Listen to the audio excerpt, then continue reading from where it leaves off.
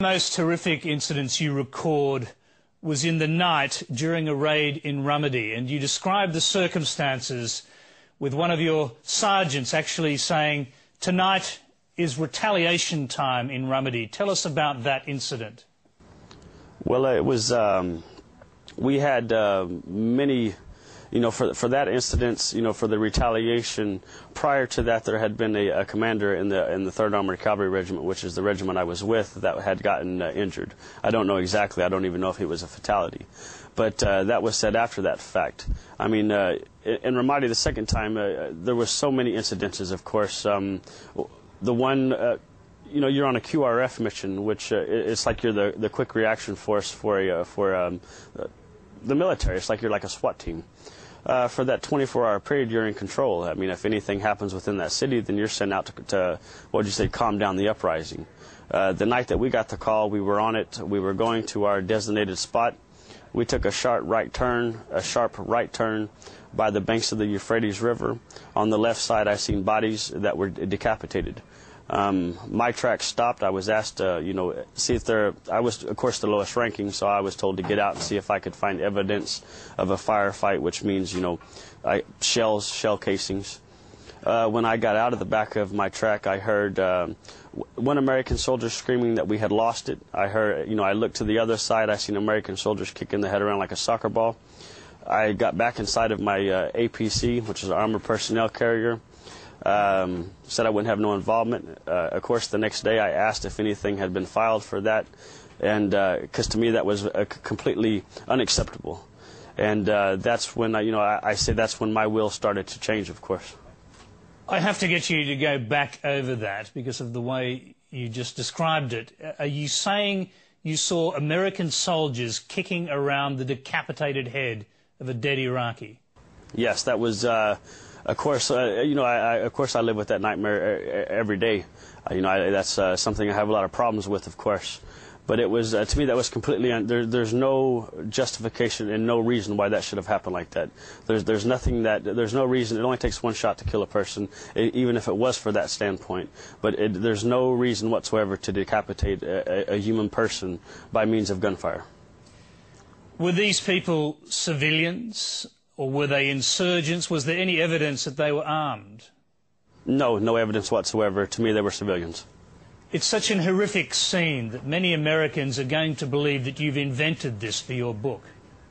Oh, I'm sure they will, but then the way I look at that is every day there's other soldiers coming out with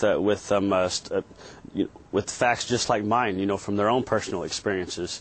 I mean, it's just a matter of time until it all comes out. I'm not the first one, of course, or nor am I going to be the last one to say that these atrocities are happening. What's happening there will be dealt with later on.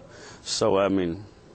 In your account of that incident, you include the names and details of members of your platoon, including a sergeant and a staff sergeant. Will any of those people back up your account? I don't know that, right? I mean, it depends on how do they look at the war now, of course, since they've been out. Of course, they're going to see me as a total, whatever you might want to call it. But they're going to see me as a lot different since I deserted, of course. And I don't know where they stand. I would say a lot of soldiers come back, and they, of course, they come to their conscience. So I would say that it'll be reported. I hope that it will be. If not, I witnessed, I seen it, and it's my facts. Now, if it's true, what you saw was a war crime, would you be willing to give sworn evidence about that before a court or a tribunal? Oh, well, of course. I mean, that's, that's involved, and of course I would. Joshua Key, the victims you describe were not all adults. You also graphically described the killing of a very young Iraqi girl. Can you tell us that story? Yes, I was pulling guard on a Ramadi Children's Hospital. I did for many, many times. On one same position, because you would always change your position every so many hours. On the one side there was a house adjacent to the fence, and there was a 8-year-old girl. She would always run over Mr. Food, Mr. Water. Well, of course, after a short number of times I gave in to her. I would give her my MREs. I would give her my water. To me, it was a kind face. It was a smile. I didn't have no idea what she was saying. She herself would bring me bread, would bring me water. You know, and then that continued, and until one day, you know, she's just like normal. She's coming across the street to get her MRE and her water, and then her, you know, the way I look at it, I heard a shot and her head exploded like a mushroom. To me, that shot, you know, after being in war, of course, and I would say anyone could say it who's been there, there's a definite distinction between an AK-47 shot and an M16 shot, and to me, it was an M16 shot. One of your own men shot her, is that what you're saying? You know, I don't know for sure, of course, but you know, that's my speculation. Yes. Could there have been any other reason for an accidental shooting? Did she suddenly appear? Could she have appeared somehow to be a danger to your troops? I wouldn't think so. Not for how many times. I mean, there was other soldiers in my squad that gave her food as well, so I could not see there being, you know, somebody seeing a danger or a threat in her. No. What happened to her body? What happened after she was shot? Her mother came, some other family, and I don't know what happened to it afterwards. I don't know what happened with her. You saw her body collected, though? Yes, yes. Was her death reported? I do not know again. I mean, you know, I look at that, and I mean, and out of complete honesty, I was a PFC. I did not have no idea what was going on or what missions were filed, what things had happened, what was told. I do not know. What did these kind of incidents that you witnessed or took part in, what did they do to your effectiveness as a soldier? It made me devastated. I mean, you know, it's one thing to go to another country and fight for democracy and to bring freedom, to rid weapons of mass destruction and rid the world of the evil tyrant Saddam Hussein. That's one thing, rather than going to a country for you don't know what reasons, committing the atrocities and the acts that we were doing with no justification whatsoever.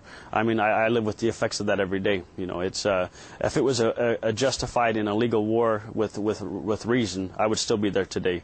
I left because there was no reason, unjustified, illegal, and immoral to myself. Now, you're one of 35 US deserters trying to convince the Canadian government to treat you as if you were refugees. What would happen if you were sent back to the US? Of course, I've heard many different things. I couldn't tell you the truth because, of course, I haven't been sent back. But the last I was told is up to 5 years in prison. You know, I respond to that is even 1 day in prison. No one should have to spend 1 day in jail for doing the right and moral thing, especially when 95% of the world knows we are. It's just the other 5. That shouldn't happen. No one should have to. Are you in contact with some of those Vietnam deserters who also went to Canada decades ago? Yes, I'm in contact with... What do they say to you? Well, you know, I've heard many times, you know, that it wasn't like a ball game for the first few that came. You know, they had to fight for their right to stay here as well, and of course the provision was given afterwards. The way I look at it is still today, you know, I will fight and fight and fight until, you know, I'm not asking for refugee status. You know, I am in one hand, but I'm not. I would much rather have a provision for all of us to stay so that every single soldier that comes here does not have to go through this. They shouldn't have to, and we should, you know, obligations... international law obligations, we should be allowed to stay in Canada. Now, in the very last line of your book, you say that you will never apologise for deserting. And finally, you say this: I owe one apology only. That's to the people of Iraq. Why did you say that?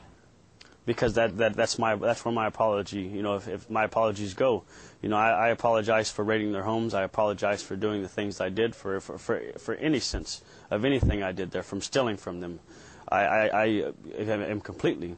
But as far as being to the U.S. government, no, because they lied, they falsified, and they're the one that put us all there. So, you know, no. I apologize, and I apologize to one, and that's the Iraqi people. Joshua Key, we'll have to leave you there. We thank you very much for taking the time to come and talk to us. No.